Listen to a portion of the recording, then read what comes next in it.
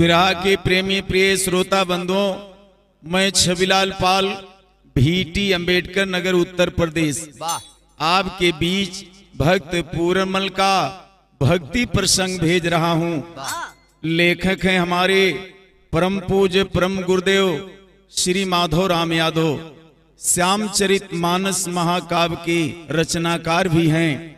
Passion studio के माध्यम से माननीय रईस जी के सौजन्य से भेजा जा रहा है। और इसके पहले सीता सुगना संवाद, बेला ब्रह्मा का विवाह, आल्हा सोनमती का विवाह, राम हनुमान युद्ध भेज चुका हूं। मेरा मोबाइल नंबर 9554103390। धन्यवाद। अब बिरहा सुनिए।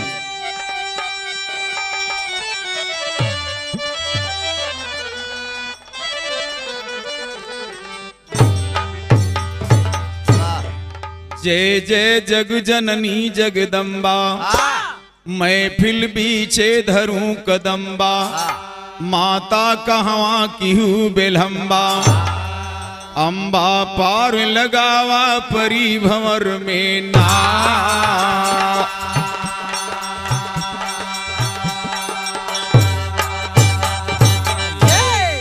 परी भंवर में नैया मैया कहवा किहू बेलम्बा जी, कसे सितारा हंस वाहिनी कूद परा जगदम्बा हो। जब जब समय पड़ी बालक पे राखी आए धर्मा हो, बास करा हृदय माँ हमरे पकड़ाया कलम्मा हो। सायर माधो राम के दहने खड़ी रहा हरदम्मा हो।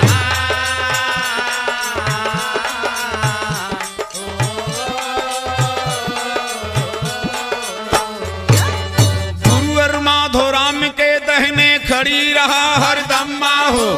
पंडित सीताराम के चेला तन कौन करे भरम्मा हो।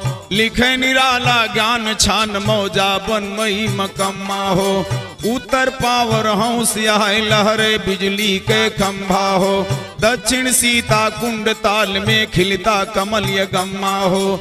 माधो राम के चेला महफिल बीच खड़ा निभरम्मा हो।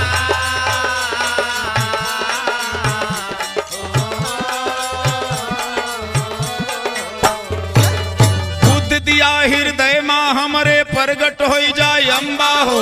प्रगट हो जाए अम्बा अब आगे के करी बयान सुना।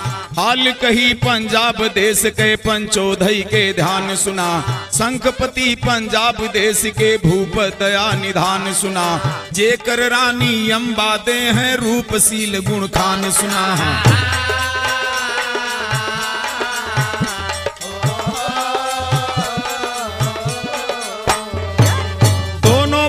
के पीछे माँ रहा एक संतान सुना। नाम रहा पूरनमल जे के रहा रूप के खान सुना। 60 वर्ष के शंखपति भय अब तो उम्र बुढ़ान सुना। दूसर ब्याह रचावे राजा होनहार बलवान सुना।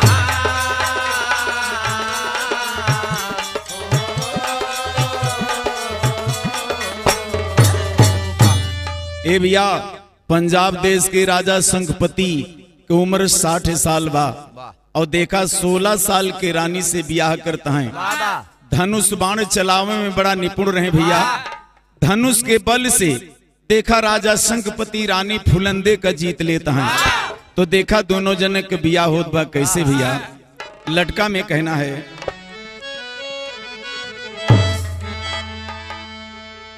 होनी आंख पे पर्दा डाए, होनी आंख पे पर्दा डाए, अरे राजा दूसर ब्याह रचाए, रानी फूलंदे का लाए सैलानी ना, रानी फूलंदे का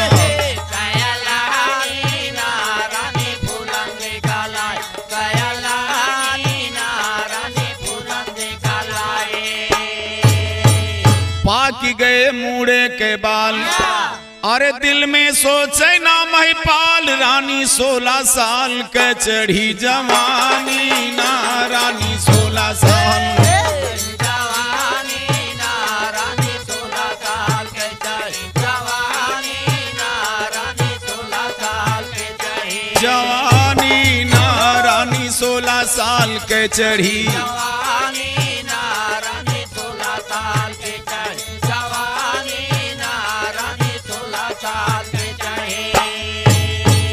ए भैया राजा गए मिले की तैया, अरे रानी कहे पकड़ के बहिया, कहा भाई एक बात हम सैया लिया मानी ना, कहा भाई एक बात हम लिया मानी ना, कहा भाई एक बात हम लिया मानी ना, कहा भाई एक बात हम सैया।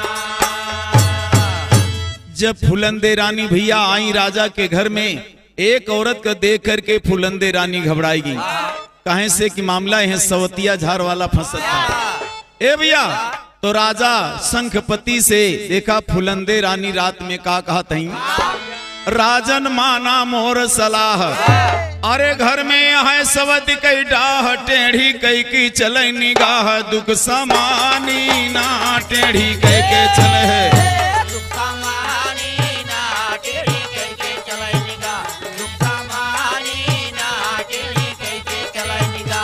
समानी ना, टेढ़ी कह के चले निगाह, दुख समानी ना, टेढ़ी कह के चले निगाह, दुख समानी ना, टेढ़ी कह के चले निगाह।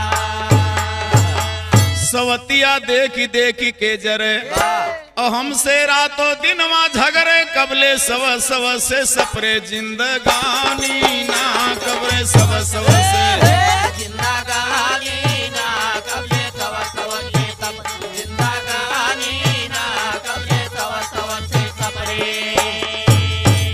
उड़हरी नाई बियही के लावा, अरे हम कायल गे महल बनावा, चल के मौजूड़ावा, राजा यही जवानी ना, चल के मौजूड़ावा,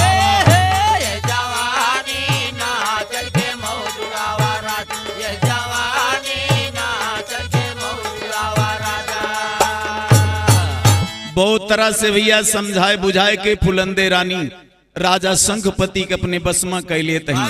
ए भैया रानी फेंक दे बाजाल, अरे फंस गए जाल बीच महिपाल, सके बतिया न टाल ले है मानी ना, सके बतिया न लिए मानी ना, सके बतिया न टाल, लिए मानी ना, सके बतिया न हो सवेरा राजा आए, अरे मंत्री से सब हाल बताए, शंख मरमर का मगाए, बहु खानी ना, संग मरमर बहु खानी ना, शंख मरमर के मगाए, बहु खानी ना, शंख मरमर के मगाए। तो पड़ी गए ने हो तब हिंसार, अरे बन के महल भवा तैयार, धो जाया गना मझार, लहराने ना, धो जाया गना लहरानी ना, धो जाया गना मझार, लहरानी ना, धो जाया गना मझार।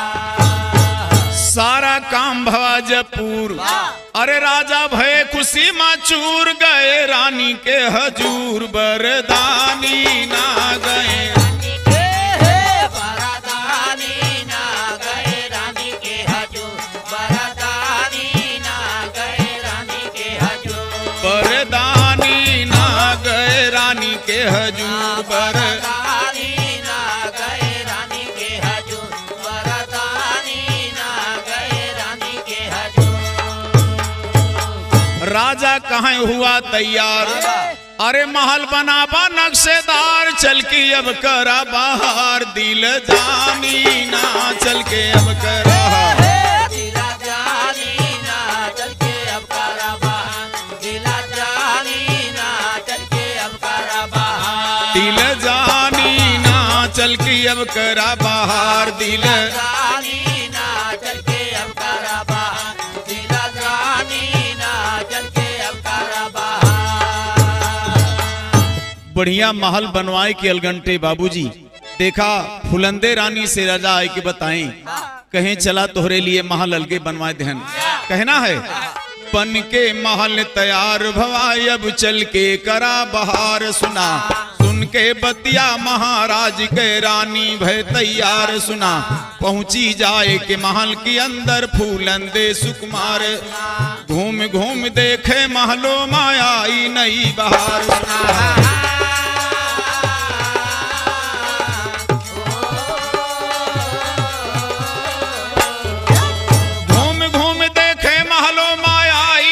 बहार, सुना गम गम गम कई तर्क खुशबू पूर्वा बहाय बयार, सुना सब सुख मिलाया है रानी का शंखपति दरबार, सुना एक बात का फूलंदे की चिंता है अपार, सुना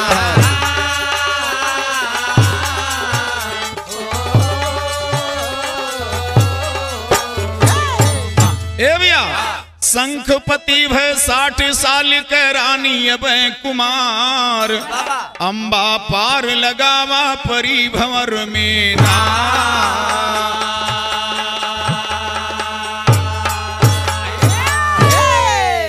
भैया बुढ़ौती में तो बियही की जरूर लाएं, लेकिन भैया आगे देखा बड़ी गड़बड़ कहानी बा।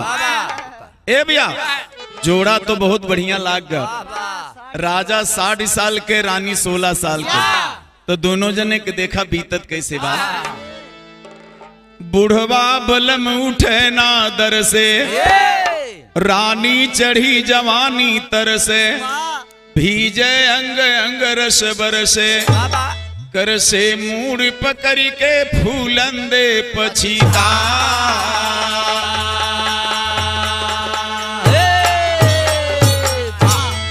फूलंदे पछतात महल माँ कैसे कटे उमरिया हो, लाए बियही भवन बैठाए पियान लेहे खबरिया हो, चढ़ी जवानी रस्मा भीजे फूटे बदन लवरिया हो, आग लाग गए करम में पागल भय बाप महतरिया हो।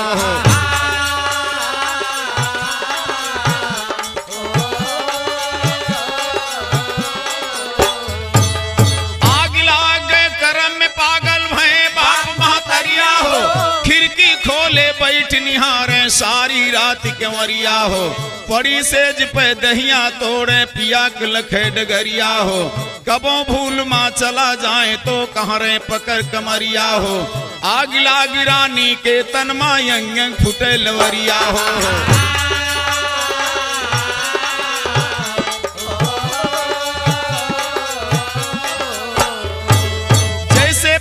बिना तालमा तड़पे पड़ी मछरिया हो, वैसे दिन रानी के बीते व्याकुल भई गुजरिया हो, पहली रानी के लड़का पूरन के सुना खबरिया हो, चले बगीचा घूमे तैया पूरन के तैयारिया हो।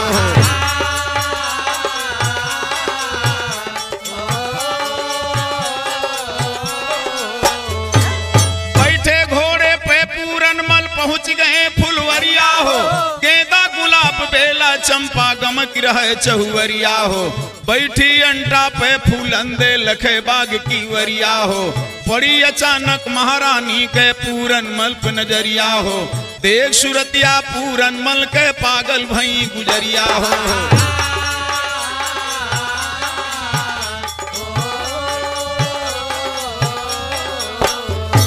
लगते रह गए पूरन मल का लाख कलेजे तिरिया हो, फूलंदे के दिल में बस गए पूरन के तस्वीरिया हो, लौटे पूरन जब बगिया से चले महल की वरिया हो, गासा खाई गिरी पलगे पे रानी महल भीतरिया हो।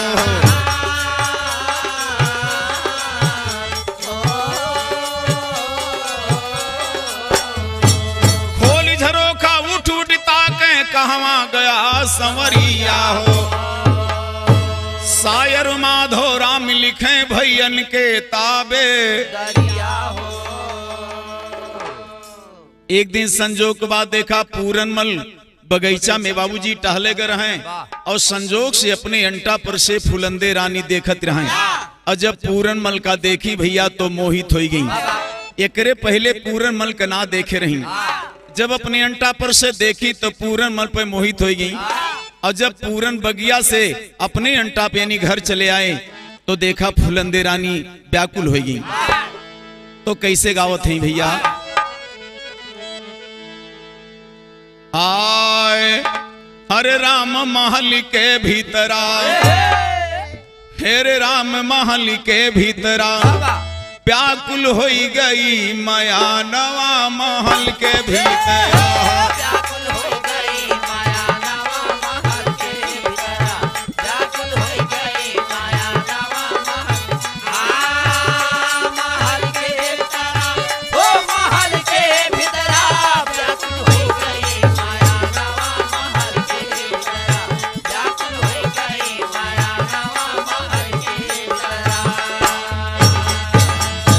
लड़ गए पूरन से नया नवा महल के भीतर।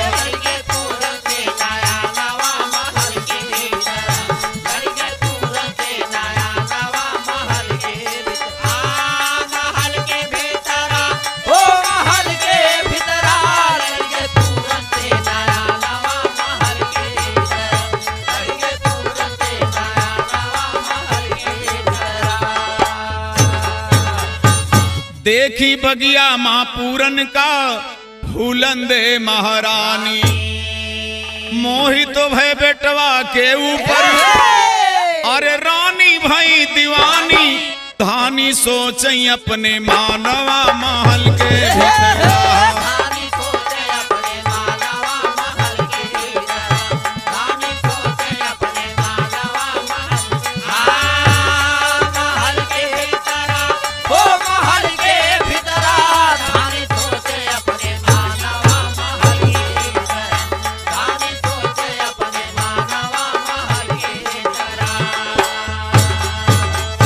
रति के पति काम दियो या रंभापति सुरराज, बसी सुरतिया दिल में रानी।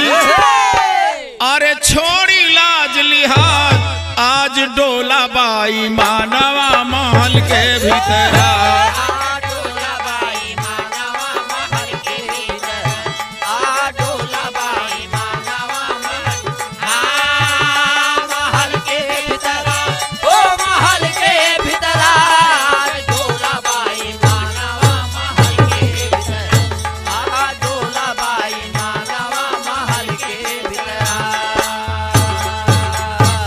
पूरनमल भैया अपने अंटा पे चलाए, लेकिन फुलंदे रानी उनके बिना तड़फड़ात ही। और कैसे तड़फड़ात ही? कहाँ चला गए निर्मोहिया तई के हम कादर सनवा, चढ़ी जवानी रस में भीजे। अरे अंग अंग चढ़े मदनवा, जनवा लई गए बेईमानवा महल के भीतर।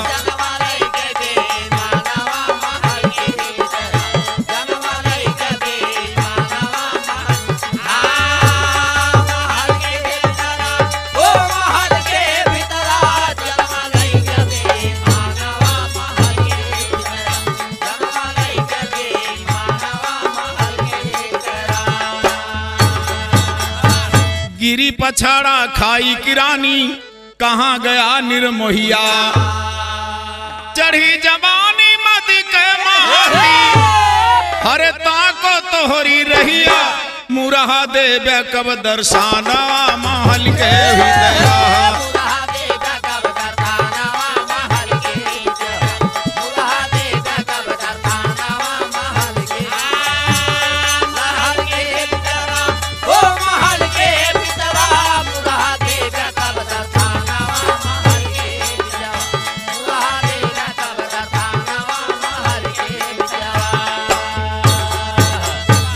देखा भैया, जहां तक बर्दाश्त कर सकी कि ही एकरे बाद प्रेम में पागल हो गई और तुरंत दासी का बुलाए के बाबूजी देखा का बताओ तही। लटका में कहना है भैया, बाबा वाह कहना है कि रानी हाथ मीज पछितावे, अरे पूरन मल का याद सतावे, झट दासी का बुलावे, आधी रतिया ना झट दासी का आधी रतिया ना झट दासी का बुलावे, आधी रतिया ना झट दासी का बुलावे, आधी रतिया ना झट दासी का बुलावे, आधी रतिया ना झट दासी का बुलावे, आधी रतिया ना झट दासी का बुलावे। दासी दाखिल हो गया है, अरे रानी गई गले लपटाए, बिगड़ा काम दा बनाए, मोरी सखिया ना बिगड़ा काम दा मोरे सखिया ना बिगड़ा काम जबाना, मोरे सखिया ना बिगड़ा काम जबाना। होई के घोड़े पैया सवार, अरे आए बगिया माँ दिलदार, लड़ गए राजा से हमार, सखिया किया ना लड़ गए राजा से सखिया किया ना लड़ गए राजा से हमार, सखिया किया ना लड़ गए राजा से हमार, सखिया किया ना लड़ गए राजा से हमार, सखिया किया ना लड़ गए राजा से हमार, सखिया किया ना लड़ गए राजा से हमार। तो दिया सैया से मिलाए, अरे नाही जियरा देव गवाए, गए हिया माँ समाए, परदेसिया ना गए हिया में है, पारादेसिया ना गए हिया में समाए, पारादेसिया ना गए हिया में समाए।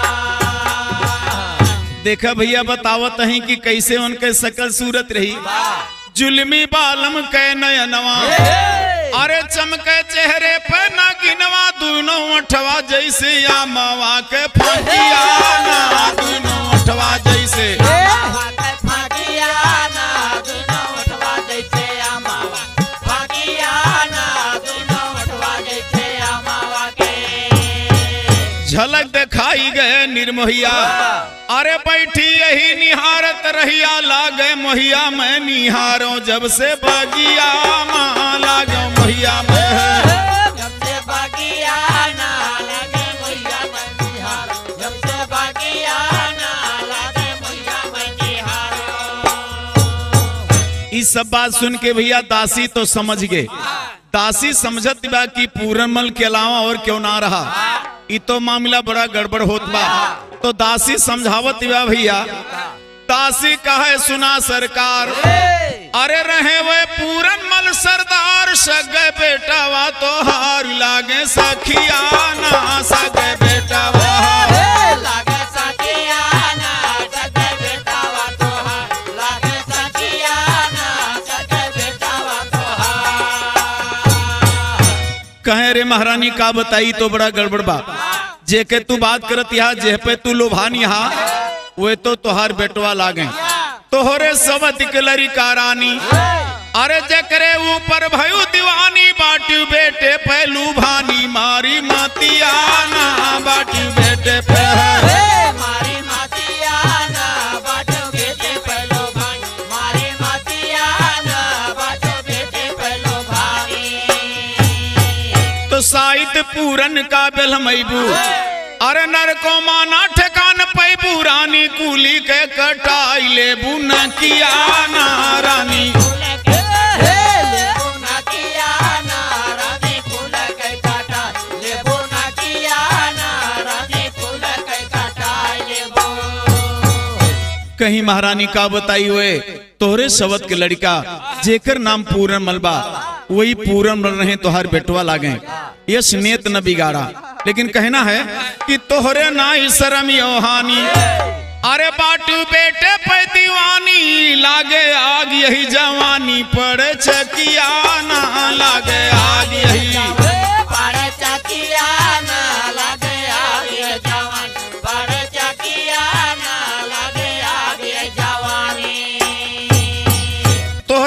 शर्म यो हानि।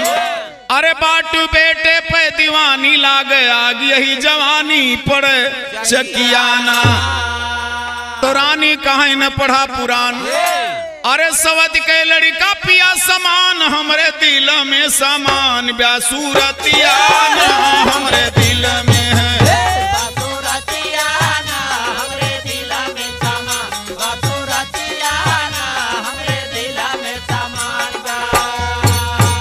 देखा भैया बेटवा लागे लेकिन वहां पे ध्यान ना देते ही वे प्रेम में पागल भय हैं। लेकिन कहत कहाँ है दासी का डांटत ही कि हमका विद्या ना सिखलावा हमका हर हर जिन पढ़ावा। अब हमारे मन में जौन बात आए बा वो पूर्ण हुए के बाद तो हमारे प्रेमी का बल आए दा। लेकिन कहना है कि हमका विद्या ना सिखलावा। अरे हमारे तन के तपन बुझावा लाए बालम से करावा मुलाकातिया ना लाए बालम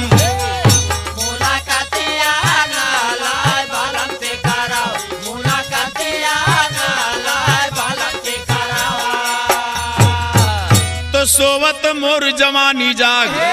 अरे अखिया पूरन मन से लाग सखी काटे लगी देहिया में दातिया ना सखी काटे लगी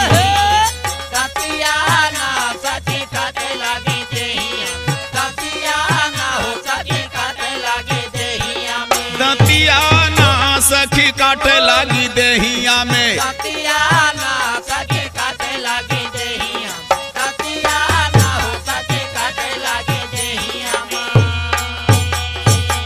इतने ना भैया रानी इश्क के बनी मरी रानी इश्क के बनी मरी।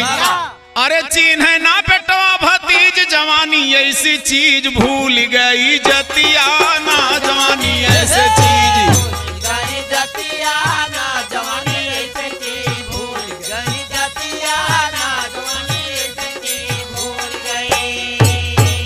दासी कहे कहा लमान। अरे रानी खोआ ना ईमान होए जिंदगी ना काम यही आदतिया ना होए जिंदगी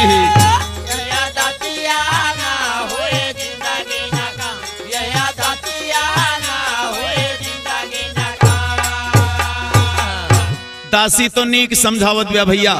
लेकिन दासी के बात रानी के समझ में ना आवत बा भैया। लेकिन हुआ क्या ए भैया तो रानी गई जिदिया रानी गई जिदिया।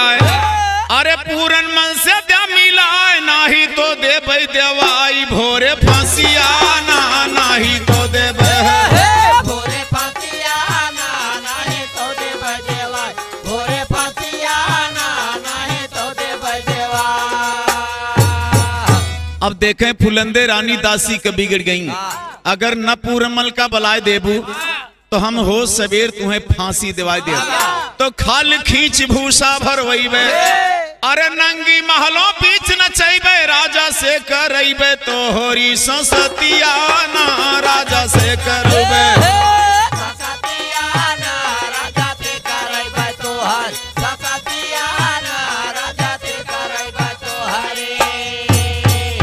सुन के दासी भैया घबराई गए। सोचत बा अगर बलावे न जाब तो मामला फंस जाए। लेकिन भैया देखा दासी बेचारी आंखों में आंसू आ गया। लेकिन रात के समय बा अब देखा भैया पूरा मल का संदेश देवे जात का कहना है कि सुन के रानी के फटकार। अरे दासी करने लाग विचार हो गए जाने को तैयार फिर गए मातिया ना हो गए जाने को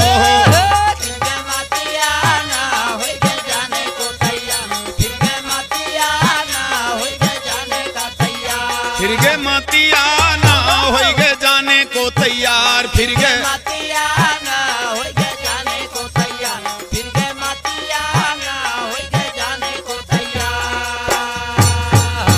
फिर गए मतिया दासी के भय चलने को तैयार। सुना पहुंची जाए कि कमर में पूरन के हल गए खोल के मार। सुना पासा खेल रहे पूरन संग माली बार दुलार। सुना हाथ जोड़ के खड़ी दासी रोबे छोड़ी भकार। सुना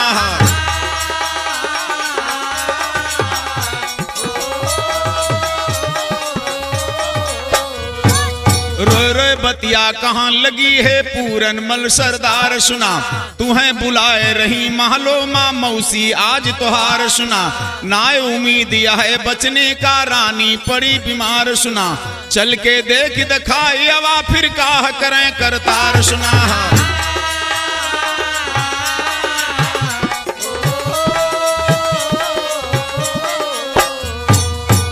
के पासा पूरन मल भय चलने को तैयार सुना, हाथ जोड़ माली के लड़का कहे बात मोरे यार सुना, जब से मौसी तोहार भैया आई हैं ससुरार सुना, तब से तू का महलो माँ बुलवाइनी को बार सुना, पूरन कहे कि अब ही ले हम भयन नाय दीदार सुना।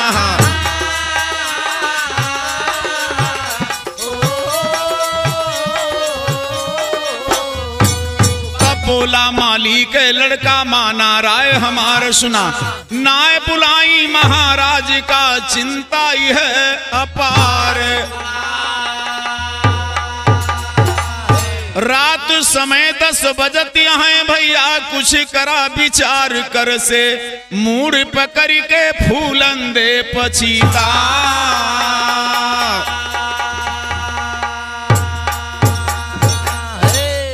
देखे भैया मालिक लड़का समझावत बा लेकिन पूरनमल मानत ना है, अपनी मौसी से मिले जाता है और कैसे जाता है, मालिक लड़का समझावे पूरन एक मने ना लावे, झटे बेदुल का सजवावे चले मौसी से मिले काया धीरा,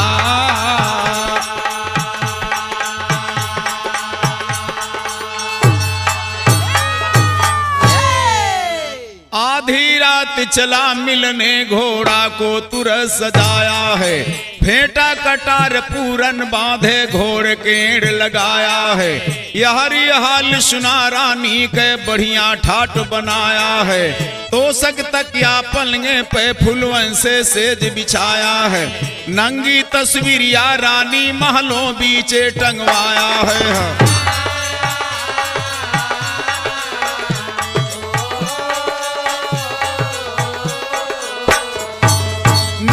तस्वीर रानी महलों पीछे टंगवाया है, कान में आयरन दांत ममीसी मेहंदी हाथ रचाया है, कमर कर धनी पांव पैजनी नथुनी नाक झुलाया है, अगुरी अगुरी मुदरी पहिरे हीरा रतन जड़ाया है,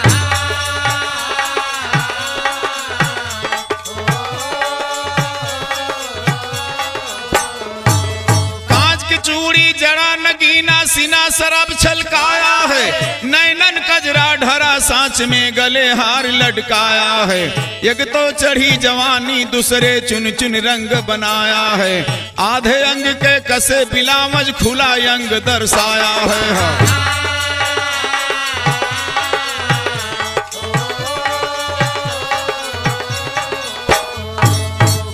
साड़ी महारानी के यंग यंग पड़े लखाया है, जैसे रंभा उतर महल में काम रूप दर्शाया है, लखेरा पूरन के जो सौतेला पुत्र कहाया है, पहुंचे पूरन मल घोड़े से उतर द्वार पे आया है, खोल केवारी गए भीतर तो ठाट देख घबराया है,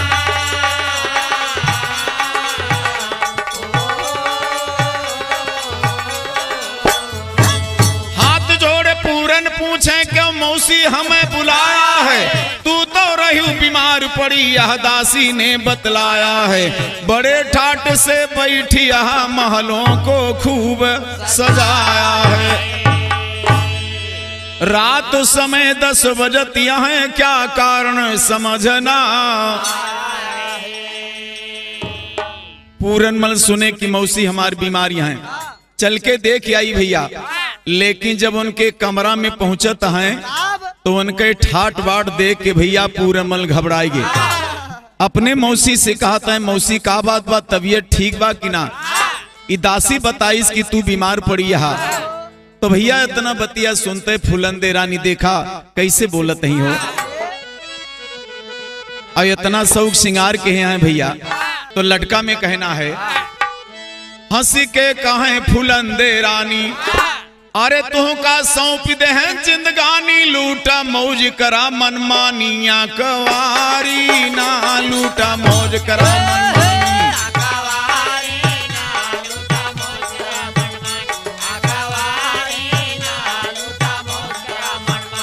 आकवारी ना लूटा मौज करा मनमानी आक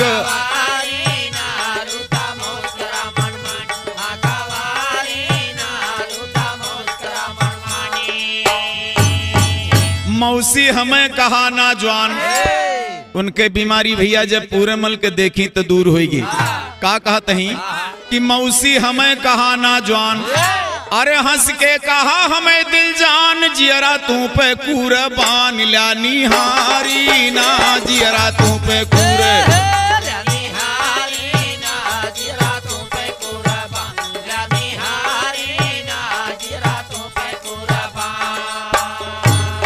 तो सब कुछ से जिया पे तैयार अरे चल के साथे करा बहार भैया खिया हमार मतवारी ना भैया खिया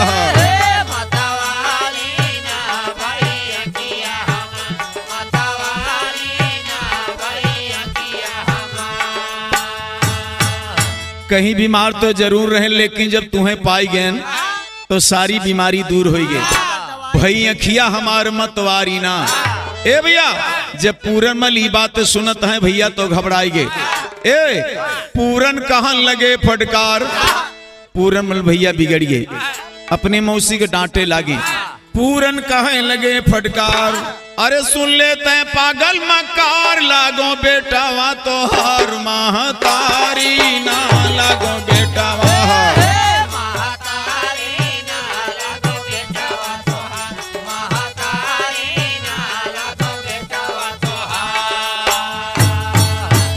अरे पूरमल की आंखों में आंसू आई गए कहे तू हमार महतारी हुआ और तोहरे सवत के लड़का है और हमरे ऊपर ऐसा नेत डिगावत हूँ माता ई ठीक ना बा लागो बेटवा तोहार महतारी ना तोहरी मतिया के बौराए अरे आधी रतिया हमें बुलाए नेत बेटे पे डिगाए मती मारी ना नेत बेटे पे है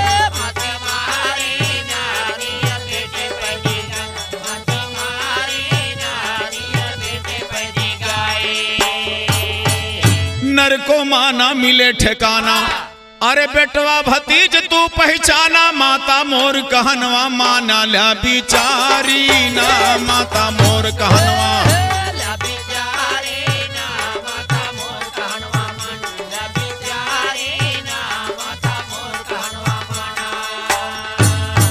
तो तोड़ा ना बेटे से नाता अरे तू है पूज हमारी माता जन्मदाता यही सवाती तुम्हारी ना जन्मदाता यही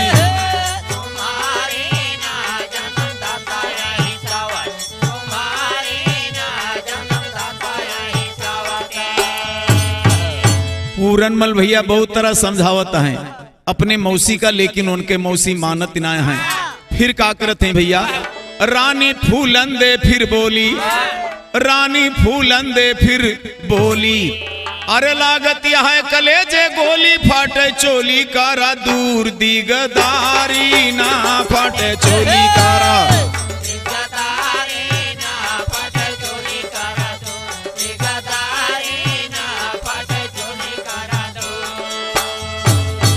तो चढ़ी जवानी टूटे अंग चढ़ी जवानी टूटे अंग अरे चल के सोवा हमरे संग चढ़ाया खिया पे रंग ल्या उतारी ना चढ़ाया खिया पे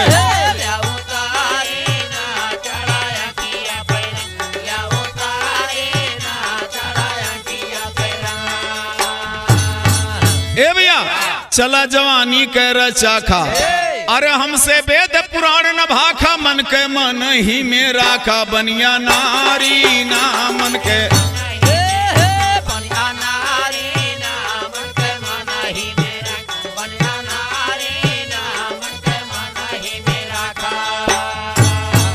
देखा फुलंदे रानी भैया थोड़ा सा उदाहरण देते ही इतना भक्ति में न आवा कहना है कि मन के मन ही मेरा खा बनिया नारी ना तो देखा उदाहरण का देते ही टूटा टूटा बड़े बड़े कै माला, टूटा बड़े बड़े कै माला।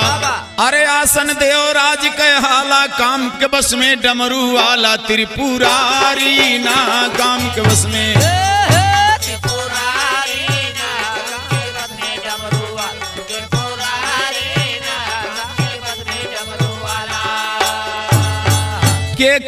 के काऊ बताई, अरे विश्वामित्र मुनि ऋषिराई, गाए भोग माँ भुलाई, तप भारी ना गए भोग माँ, तप भारी ना गए भोग माँ भुलाई, तप भारी ना गए भोग माँ भुलाई। तो नारद ब्रह्मा ऋषि कहलाए, अरे नारी तैया हंसी कराए, मोहन गोकुला में बाने मानी हारी में ना, मोहन गोकुला में मानी हारी ना, मोहन गोकुला में मानी हारी ना, मोहन गोकुला में पानी। तो विधि ब्रह्मा के सुना कहानी, अरे ती संतन महाराज की रानी, उनकर लूटे पति पानी बन मोझारी ना, उनकर लूटे पति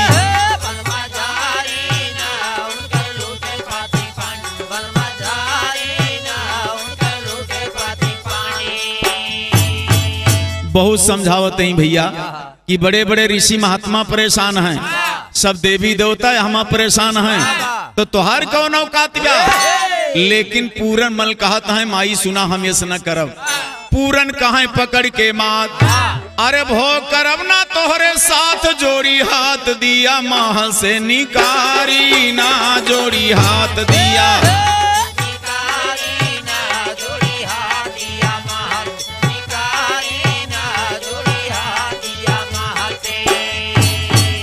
देखा मजबूर हो के एक बात और बतावत है कि तुहू का इतना काम सताई, तुहू का इतना काम सताई, अरे हमरे पिता के लिया बुलाई, दई है अगिया बुझाई, दुख टारी ना दई है अगिया,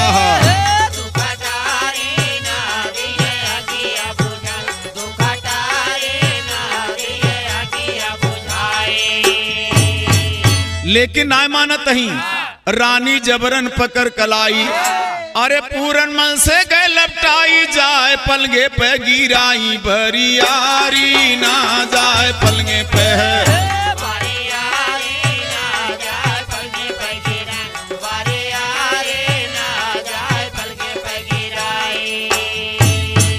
जबरदस्ती पूरन मल का पकड़ के पलगे पे पटक देते हैं। तरानी पकड़ी भरी अखबार, अरे तन से सारी दहली टार, शायर लिखत गए हारी खिलारी ना, शायर लिखत गए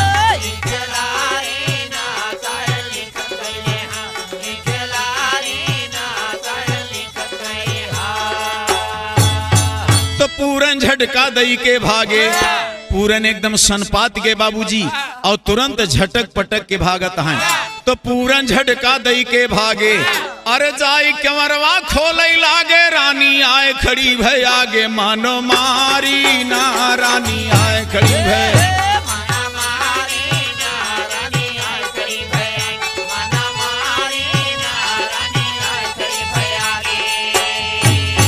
तो रानी कहाँ लगी कर जोर, अरे इच्छा पूरी कैदा मोर, पूरन भागे जैसे चोर खोल के वारी ना, पूरन भागे जैसे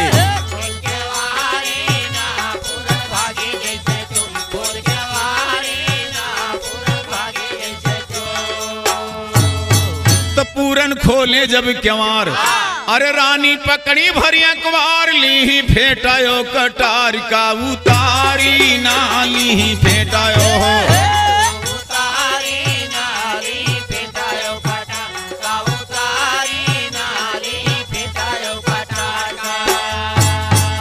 पूरनमल जब जाए लगे बाबूजी तो उनके फेंटा और कटार उतार ली, लेकिन पूरनमल ख्याल ना करता है, सनपात के बाबूजी भाग के निकल गए। ए भैया ली फेंटा और कटार का उतारी ना, पूरन ख्याल कहे ना मनमा, अरे फौरन पहुंचे अपने घर में, रानी सोचे अपने दिल में बेदुखारी ना, रानी सोचे अपने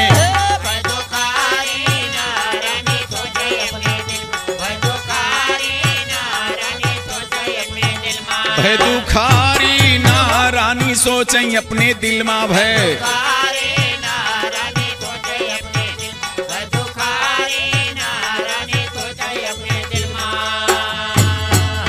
पूरनमल भैया भाग गए तो रानी बड़े दुख में हो गई। उनके सपना पूरा ना भा, उनके मनसा पूर्ण भय। तो देखा भैया रोवत ही और अकेले भवन में सोचत ही और पूरनमल का तरपासत ही। कैसे बाबूजी कहना है, अरे राम भवनवा में सोचे रनिया धोखा दई के हमका भाग्य बेईमानवा भवनवा में सोचे रनिया।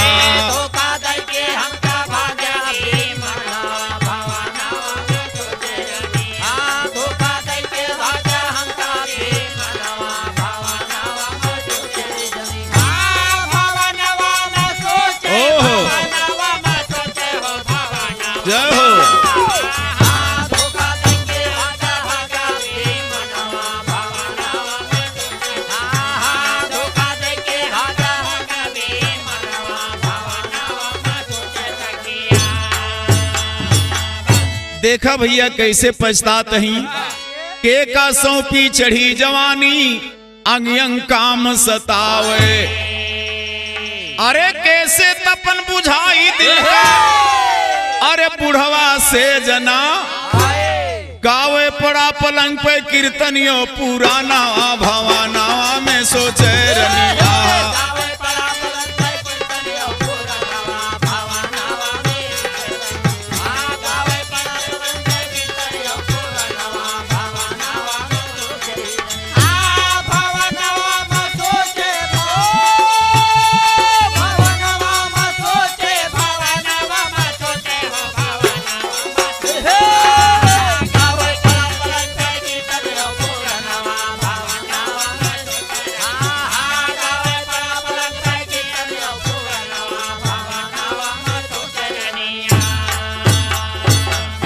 सोचते हैं कि बुढ़वा के कारण हमारी जिंदगी बेकार हो गई। ए भैया और देखा पूरनमल का कहता ही कि जैसे चला गया पूरनमल आज हमें बिसराई।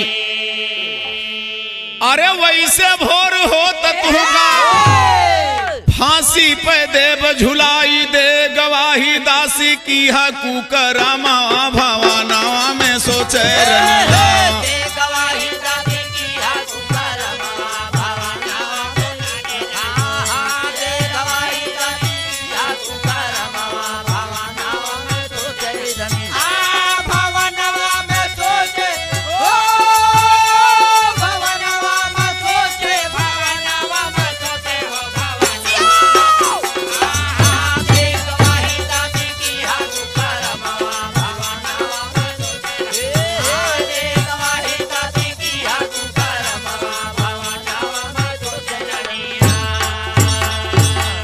होत भोर राजा से कहबे लूटे धर्म हमार। अरे यह निशानी साथ हमारे, अरे फेंटा और कटार हाजिर करबई है राजा के समाना भवाना में सोचे रनिया।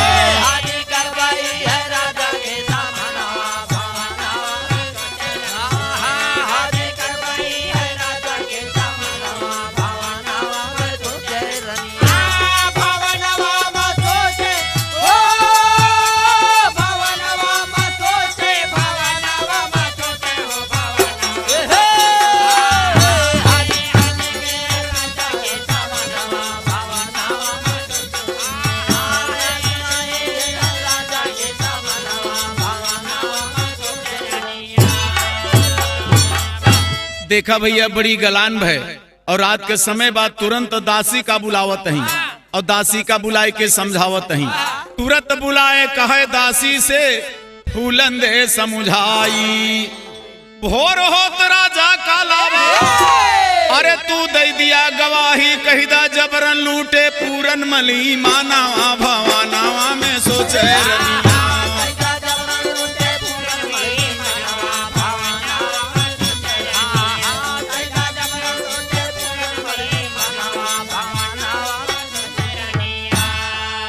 ये प्रकार से भैया दासी का बुलाए के रात के समय है समझावत यहाँ कैसे समझाते हैं भैया? जबरन आए पूरन मल महलो माँ आधी रतिया हो, जबरन आए पूरन मल महलो माँ आधी रतिया हो, फाटी पड़े रानी के ऊपर बहुत कहे ससतिया हो, भई विवश रानी चिल्लानी दौड़ो खोल के मरिया हो, तब पूरन महलों से भागे यह कहू तू सखिया हो।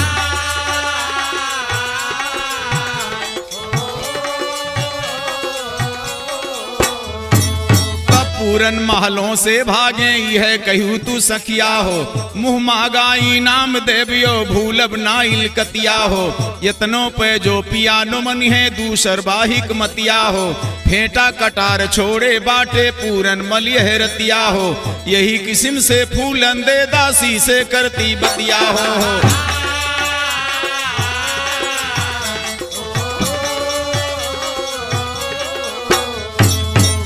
दासी चली महलों से आगे कहा बुझानी की बतिया, चला मौसी से मिले का आधी।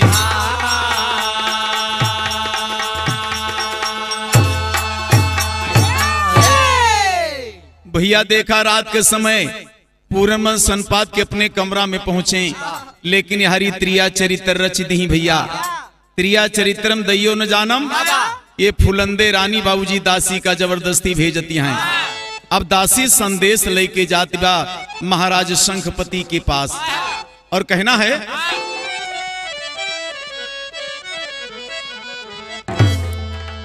हाय दासी पहुंची है दरबार, बोली सुन लीजिए सरकार, रानी पड़ी है बेजार, चलिए महारानी ने किया आपको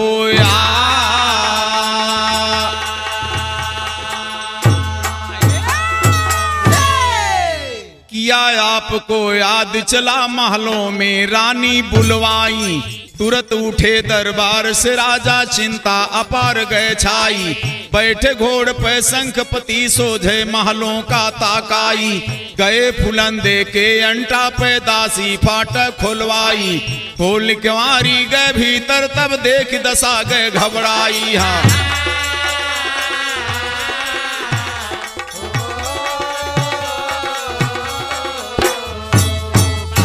जब तक राजा के बलाय के दासी आवत गया तब तक देखा ये कैसे नखरा कहे हैं भैया। ए भैया खोल के मारी गए भीतर तब देख दशा गए घबराई, सारी तन के फटी रही यंग यंग पड़ता लाखाई, टूट बंद चुलिया के देखे पूटी चुरिया छितराई, लाल गाल पे दाग पड़ा जस्याम सुगनवा जुठियाई, काजर बहिगा नैनन के भाई लालू उठ गा झूराई। हाँ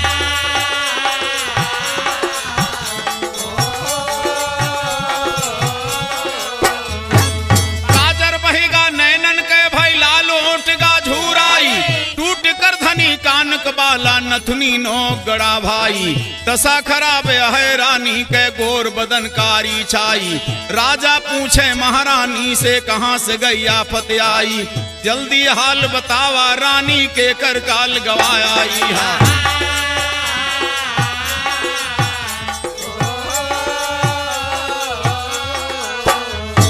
राजा पूछे महारानी से कहां से गई आफत आई, जल्दी हाल बतावा रानी के कर काल गवाई, रानी कहां सोचला राजा सुन के ज्यादा भूलाई, तोहरे लड़का पूरन मलई हाल हमारी कैडाई, माधोराम के दहने सारद बैठी आसन जामाई।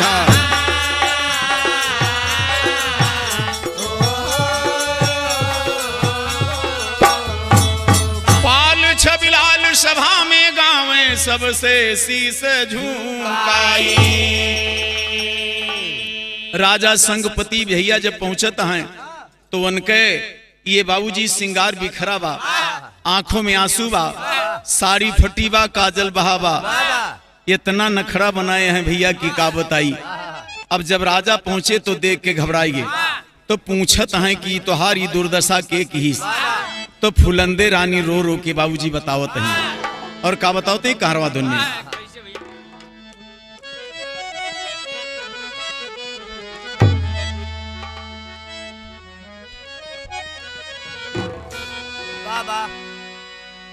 हरे राम हो आधी रतिया, हरे राम आधी रतिया, लूटे पूरन मलई मानवा आधी रतिया।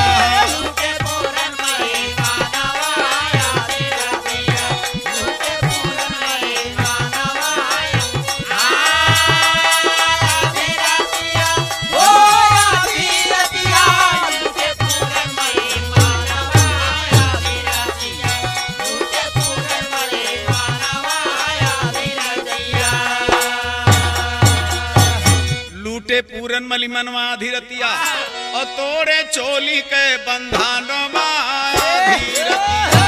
तोड़े चोली के बंधानवा आधी रतिया, तोड़े चोली के बंधानवा आधी रतिया, ओ आधी रतिया, तोड़े चोली के बंधानवा आधी रतिया, तोड़े चोली के बंधानवा आधी रतिया।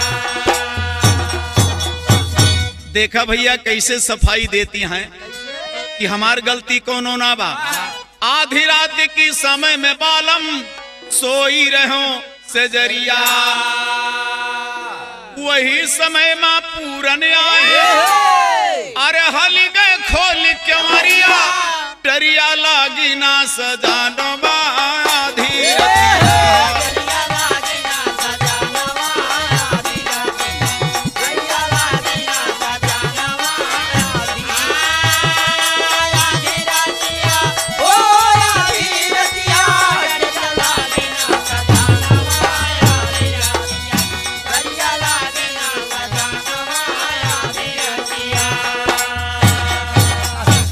कहे जोन तोहर लड़का पूरन मला है, वही हमारी दुर्दशा कहे।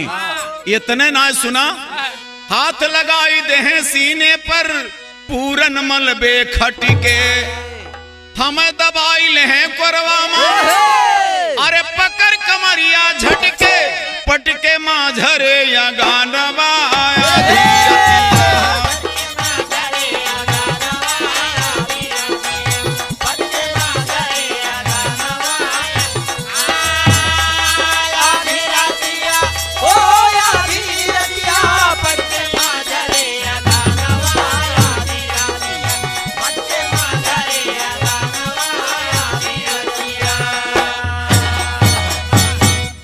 अपन धर्म बचावे तैया पिया गए न जिदियाई।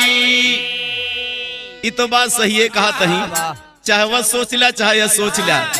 कितना बढ़िया सफाई दे तही कि अपन धर्म बचावे तैया पिया गए न जिदियाई। एक बात पूरन ना माने, अरे बहुत भांति समझाई, पाई हम कहाँ ठिकानवा आधी रतिया।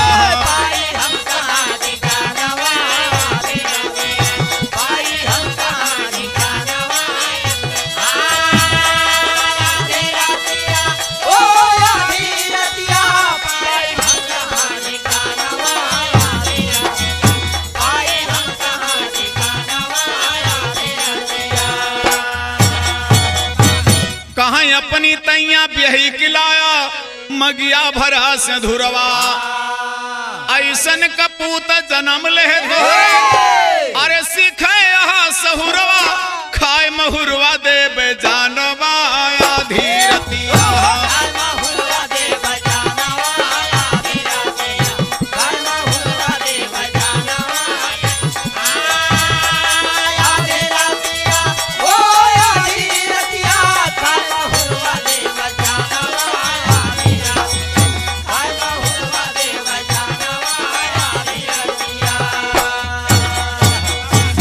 छोड़ भोकार फुलंदेरों में रहब न घर में साजन, पाले बाट साड़ सवतिया, अरे राजन हमारे कारण आपन लैलिया गहनवा आधी रतिया।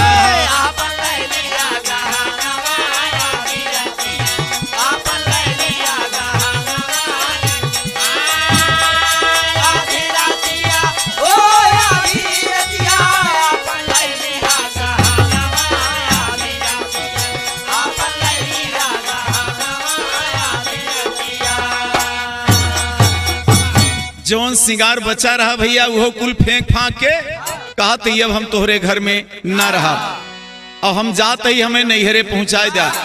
तू अपन बेटवा देखा और अपन घर द्वार देखा। अभी बतिया जब राजा शंखपति सुने भैया तो घबराइए। अब उनके विश्वास ना पड़त बा कहे से कि पूरनमल भक्त रहे भैया। पूरनमल कैसन चरित्र रहा बाबूजी जौने से राजा के विश्वास ना पड़त बा। तो देखा रानी का डांटे लागी।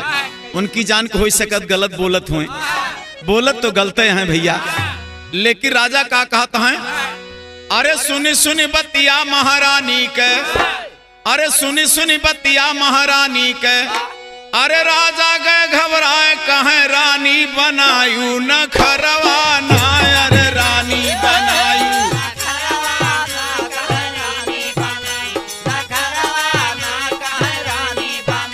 न खरवा ना कहे रानी बनायू न खरवा।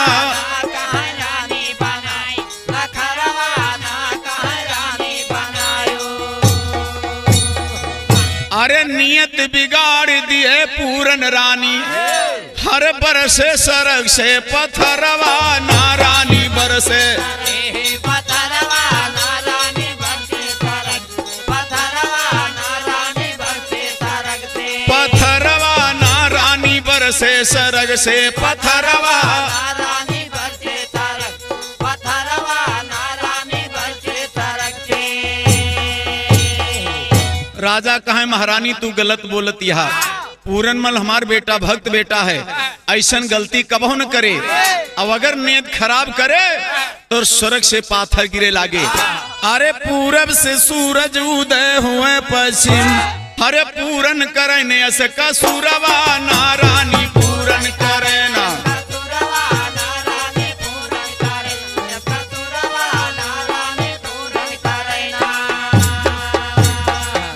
रानी कहिए का हम पहले जानत रहन कि तोहरे विश्वास न पड़े। अगर हमरे कहे से विश्वास न पड़े तो दासी का बुलाई के पूछ लिया।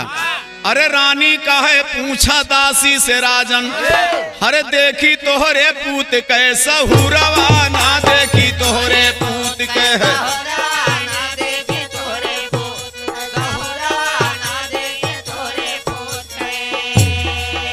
अरे जानत रहने का पहले पिया तोहरे दिल मा न पड़ई तो बरवा ना तोहरे दिल मा।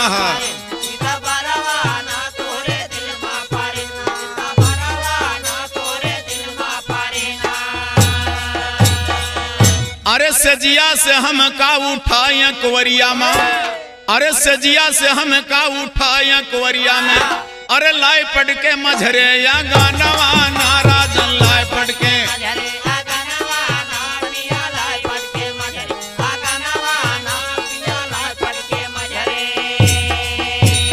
अरे चोलिया के बंदा तड़ा तड़ तोड़ी दे, हरे पूछे आँखी कई कजरवा ना राजन पूछे आँख,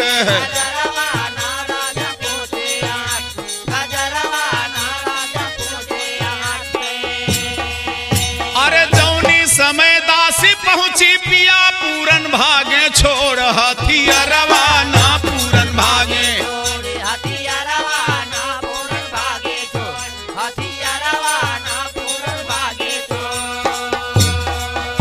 अरे फेंटा कटार लाए पूरन करानी धरी महाराज के हजूरवा ना भैया धरी महाराज के हजूरवा ना रानी धरी महाराज के।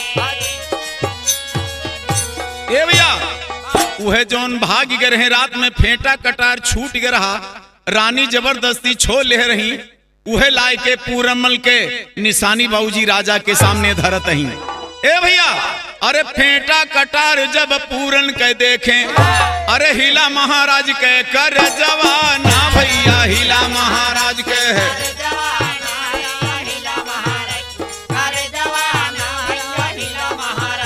कर जवाना भैया हिला महाराज के,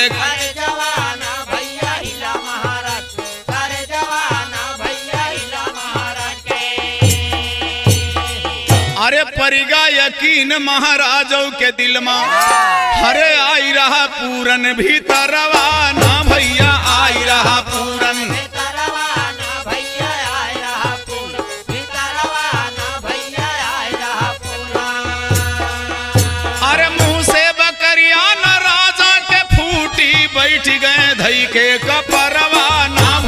बैठ गए। धई के कपरवाना भैया बैठ गए, धई के कपरवाना भैया बैठ गए, धई के। जब फेंटा कटार देखे भैया तो राजा के विश्वास होइगा। अरे उठे महाराज पूरन का बुलावे, हरे दह कई कलेजे अंगरवाना भैया दह के कलेजे। अंगरवाना भैया दाके काले, अंगरवाना भैया दाके काले जे। अरे पौते खबरिया चले पूरन मल आए पिता के अपने हजूरवाना भैया पिता के। अपने हजूरवाना आए पिता के, हजूरवाना आए पिता के अपने। अरे पूरन का देखते कहे महाराज तही साफ बताओ बद करवाना तही साफ। बताओ बद करवाना कहाँ साफ है, बताओ बद करवाना कहाँ साफ है, बताओ। अरे तू का तो साधु रहे निबले जानत लेकिन भया तू फेटरवाना बाजीना।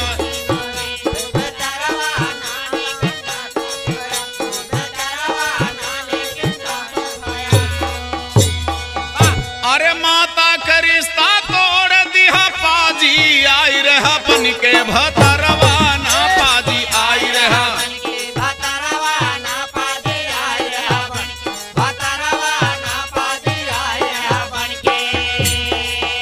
अरे नियति खराबी के है महातारी पे पाप चढ़ा तोहरे कपरवाना पाजी पाप चढ़ा।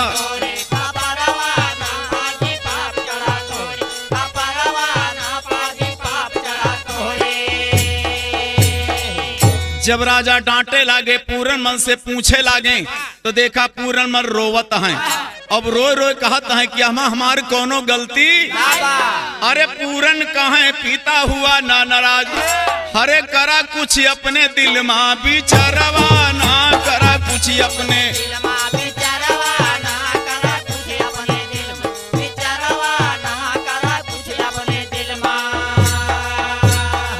हरे दासी का भेजी के हमें बुलवाई, हरे कहीं चढ़ा बाटई वो खरवाना बाबू कहीं चढ़ा।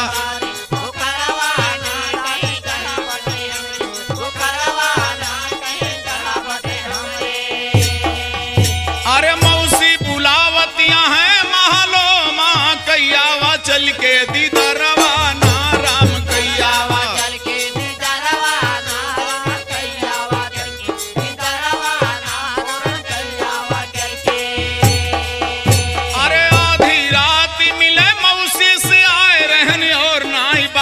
कसूरवा नाराजन और ना है।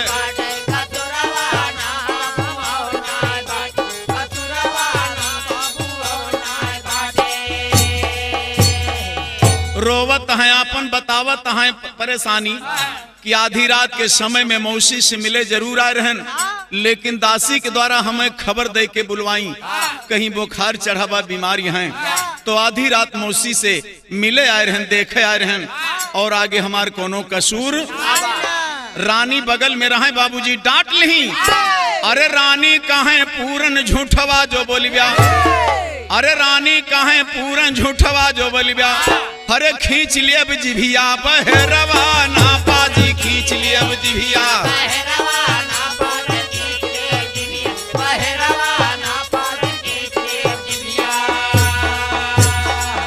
कहीं पाजी रात में हमें कितना परेशान किया ओका हम ही जानत ही। अगर दोबारा बोलब्या तो जबान खींच ले बिजहिया पूरन जो बोलब्या बात बनाई ना। किहा बेइज्जत आधी रतिया हमका समझ पर आई। रानी कहा थी प्राणनाथ हम खाई जहर मर जाई ना। मुँह ना देखा पूरन मल के हमें कलंक लगाई ना।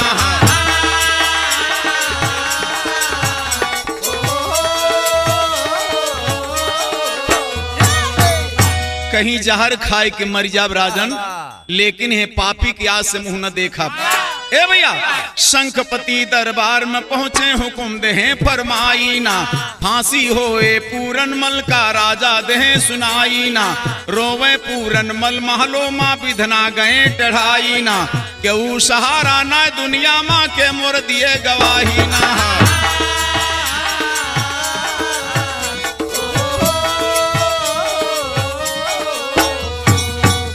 चलिए महारानी ने किया आपको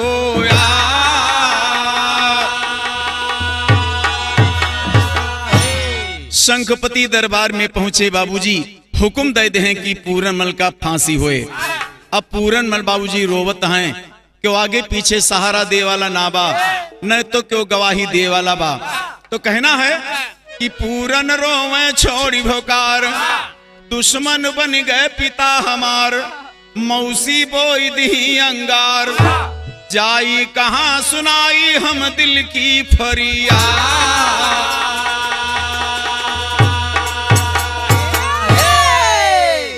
अब बाबूजी फांसी को हुक्म होगा, प्रजा सब परेशान है, लेकिन ये मालिक लड़का जाए कि उनके महतारी से बतावत बा। तो देखें बाबूजी हुआ क्या, विधि जो खींचे माथ लकीर, होता जौन लिखा तकदीर, राजा लिखत है तहरीर, नीर नैनों से पूरन के बहता।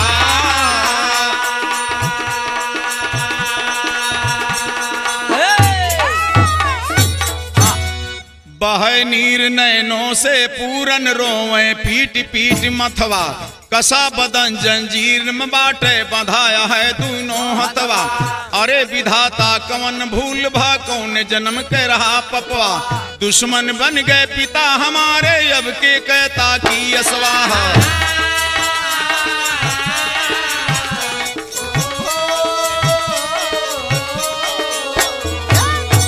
बतावे अम्बा दे से जाए के माली के बेटवा, आज दई दे पूरन मल का राजा फांसी के सजवा।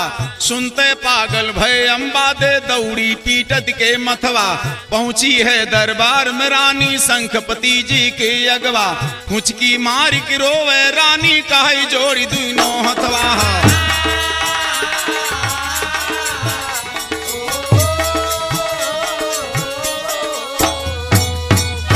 जब अम्बा दे सुनी भैया कि हमरे बेटवा पूरनमल के फांसी के आदेश होई के बाद, तब बाबूजी रोवत के दरबार में पहुंची।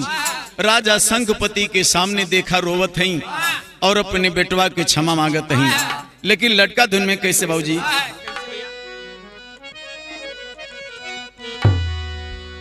रानी रोवे लट छितराए, अरे पूरन कवन भूल कई डाए, बाटा फांसी पे चढ़ाए मोर सजनवाना, बाटा फांसी पे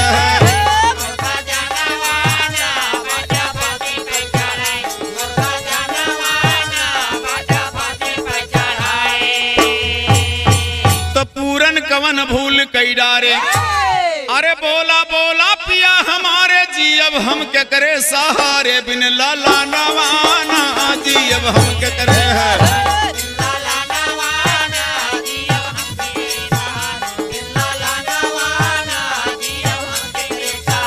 बिन लाला नवाना जी अब हम क्या करे सहारे, बिन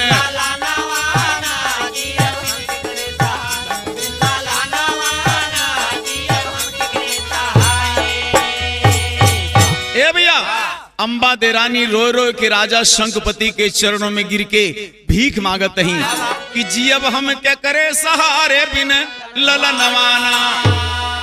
राजा कहे सुना महारानी, अरे कायम रही है जो जिंदगानी, जन्म बहुत पुत्र बरदानी, यही जाना मवाना जन्म बहुत पुत्र।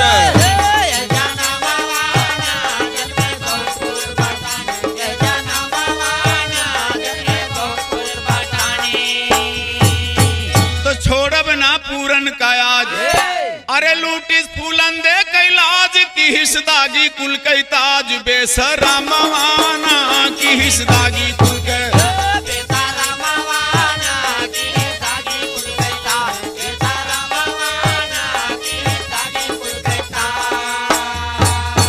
तो रानी कहे लगी बिल खाई।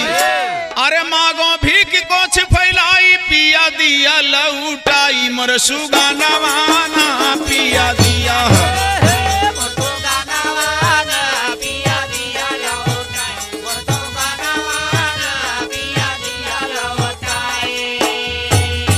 तो पूरन बिना जी अपना नाथ हरे काटा ना बेटे कई मात छूटे साथ हम गवाई दे भाई जानवाना छूटे साथ हम।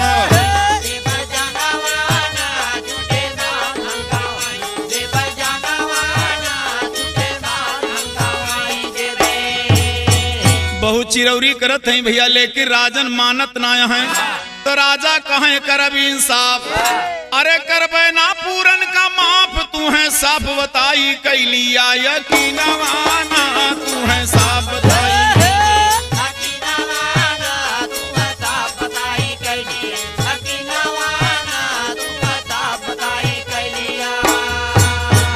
तो पागल भई अम्बा दे रानी अरे सवत के गोड़वा पे भहरानी बहिनी कैदा मेहरबानी तू रहमवाना बहिनी कैदा मेहर।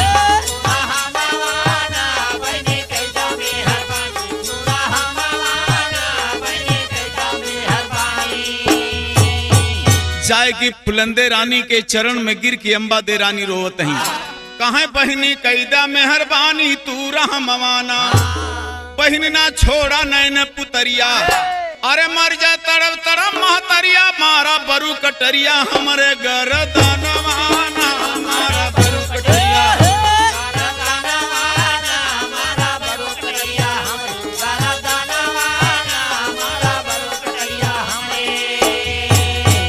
तो होए राज का जब विध्वंस अरे बहिन ना करा हमें निर्वंश दोनों के बीच एक अंश बानी सानवाना दोनों के बीच।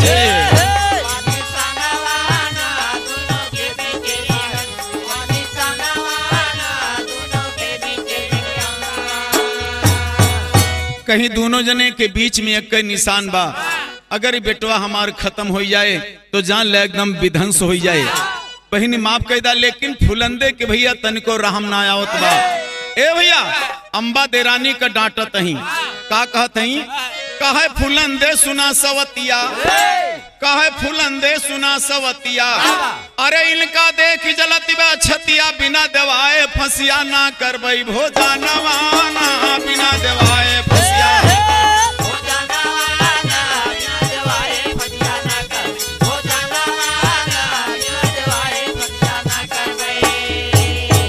पूरन आज बचैना पई है पूरन आज बचैना पई है। अरे तबले चैन न हमरे यही है जबले पहिर न लई है पूरन मल का फानवाना जबले पहिर न लई है।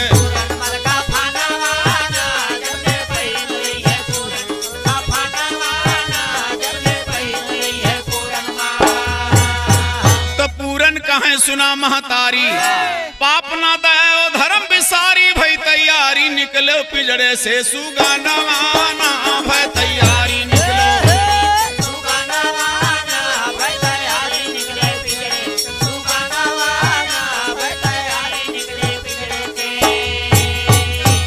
फुलंदे रानी कहती हैं जब तक ये कफन न पहले हैं तब तक हमरे चैन नायबा अम्बा दे रानी और रोए लागी। तो पूरन मल अपने माई के गोद में लेके समझावत हैं कि माई तू चिंता मत करा हमार समय आएगी बा और हमें लागत बा कि हमें क्यों बचाए वाला ये दुनिया में ना बा। तो माई चिंता ना करा। देखा अपनी महतारी का पूरन मल बाबूजी कैसे समझावत हैं तेरी के भाव में कहना है।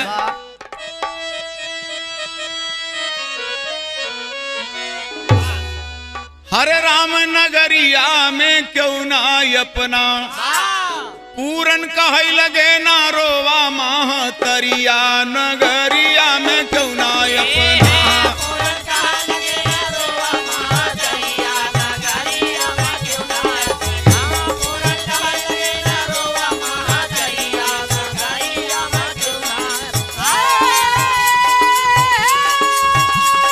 जियो भैया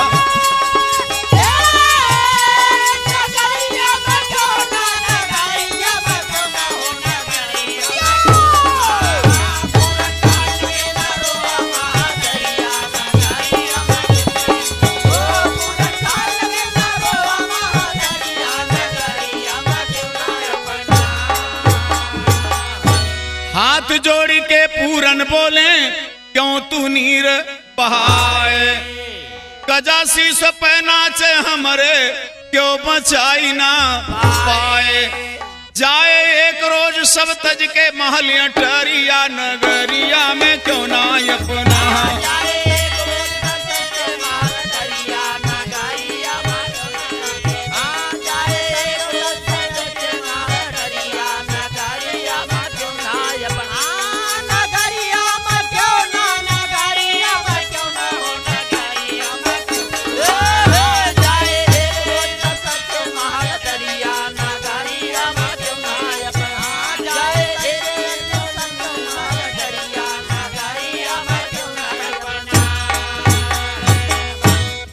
आखिरी मिलन आज एक दांव गले लगावा, निकलो पिजड़ा से सुगना अब लालन का बिसरावा।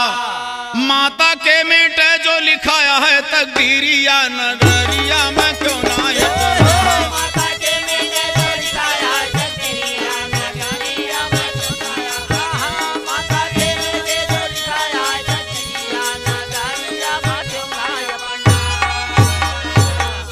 एक बात और कहता है भैया, हमारी तैया रोब धोब सब कुछ बेकार, अरे फिर ना मिलब दोबारा मौका। अरे सुरपुर यही तैयार हमारे हाथे गोरे पड़ी है जंजीरिया, नगरिया में क्यों ना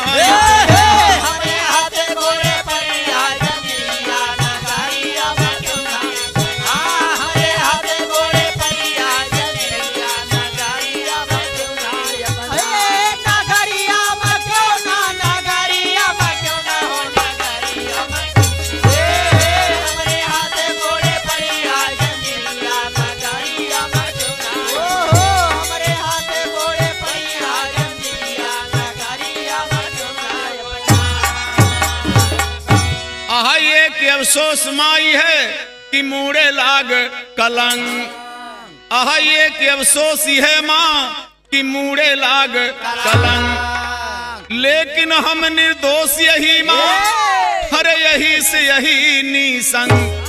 मौसी बन गई है पाप के गठरिया, नगरिया में क्यों ना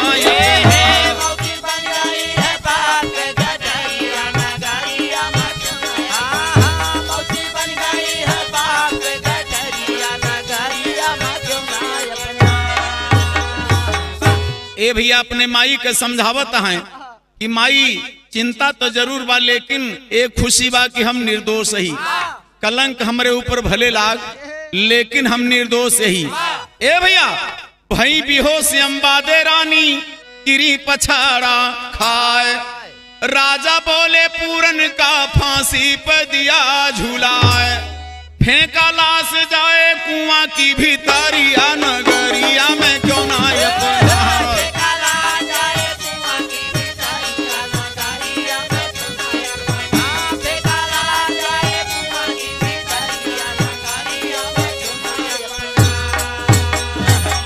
राजा हुक्म दे दें कि फांसी दे के पूरन का लाश कुआं में फेंक दिया जाए।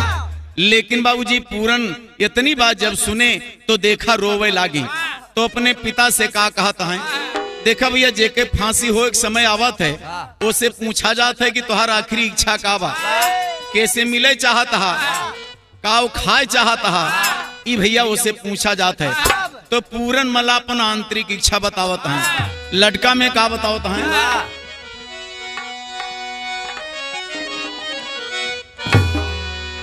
हरे यतना सुनते पूरन के, हरे यतना सुनते पूरन के, अरे भाई अब तो छूट रवाई कहें लसिया दिहा दफनाई ना, पिता लसिया दिहा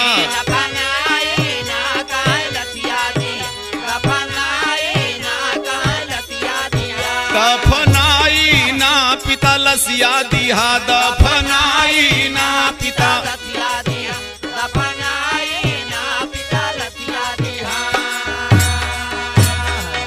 अरे मरने की बेरिया आई गई हमारी, अरे द्या हमारे यार से मिलाई ना, बाबू द्या हमारे यार से है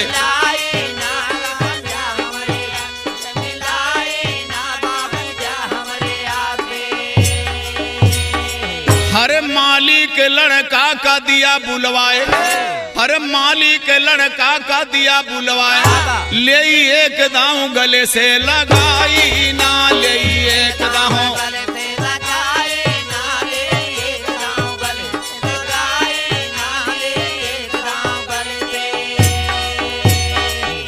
कहे हमरे दोस्त मालिक के लड़का का बुलवाए दा, हम मालिक के लड़का से एक दांव मिल ली, हमारी है आखिरी इच्छा बा। ए भैया तुरंत आदेश होएगा, अरे मालिक लड़का समनवा जो आए, हर मालिक लड़का समनवा जो आए, लेहे पूरन गले से छपटाई ना, लेहे पूरन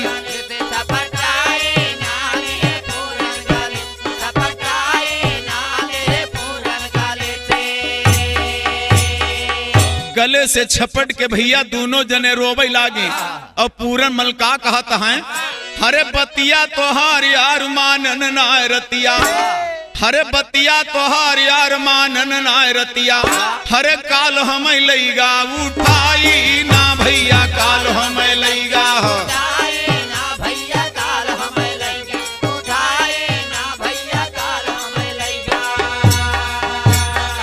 रोवत बा बतावत बा भैया रात में बहुत समझाया, अगर तुहार बात मान ले होई तो आज ही हमार दशा। मालिक लड़को भैया रोवत बा लेकिन समझावत बा, अरे मालिक लड़का का हाथ जोर, यार तू का उपाय हम बताई ना, यार तू का उपाय हम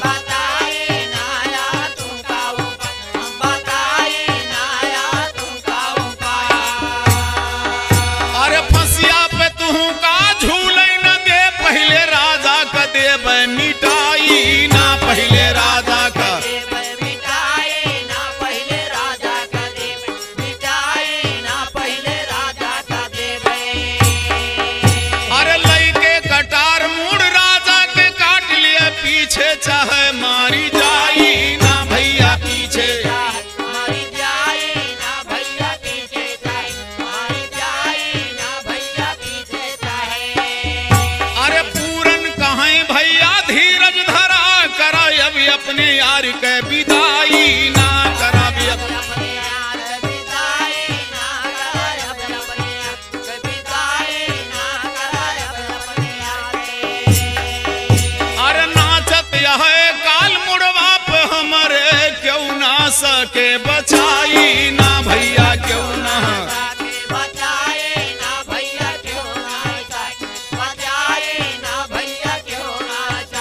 बचाई ना भैया, क्यों ना सके बचाई।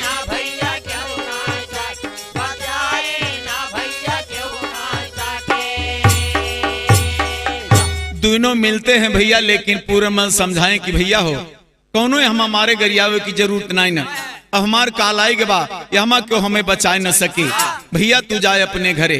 दोनों मिल के गले से मिल के रोए के बाबूजी कहता है, क्यों ना सके बचाई भैया पूरन मल बतलाए सुना, हुकुम दई दे महाराज दो फांसी पे लटकाए सुना, फांसी हो गए पूरन मल का प्रजा सब चिल्लाए सुना।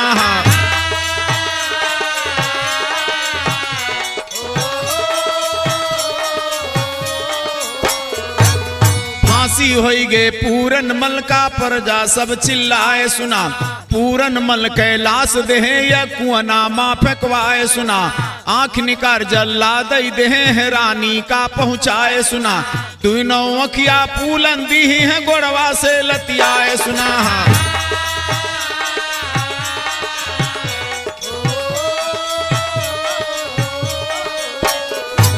जौने कुआं पे पूरन मल कैलाश रहे फेंकवाए सुना, वही कुआं पे गुरु गोरख के जमात पहुंची आए सुना, लाश निकाले कुआना से गुरु देखी रहे पछताए सुना, अपने योग के बल से फिर पूरन का देहे जियाए सुना।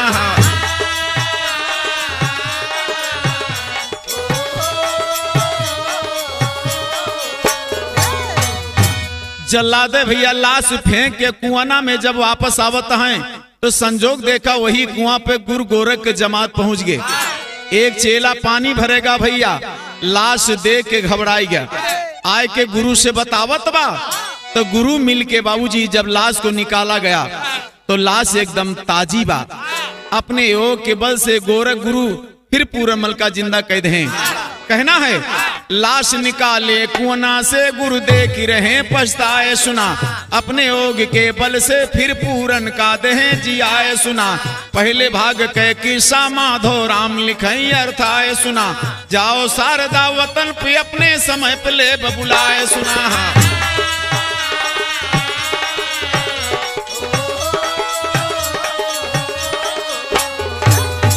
शारदा वतन पे अपने समय पे ले बुलाए सुना, गोरख गुरु के गोड़ पे परे पूरनमल भराए सुना।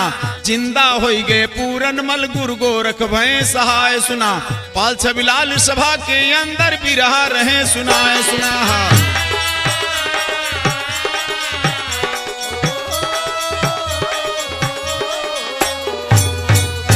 नीर नैनों से पूरन के बहता,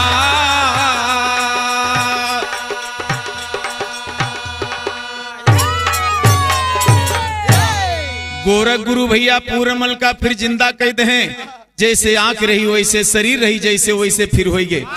और नहीं गोरख गुरु के साथ में चेला बन के बाबूजी पूरनमल चला जाता है तो उनके धाम का, उनके स्थान का। लेकिन कहना है कि जे के जग में सही ईमान, ओ के रक्षक हैं भगवान।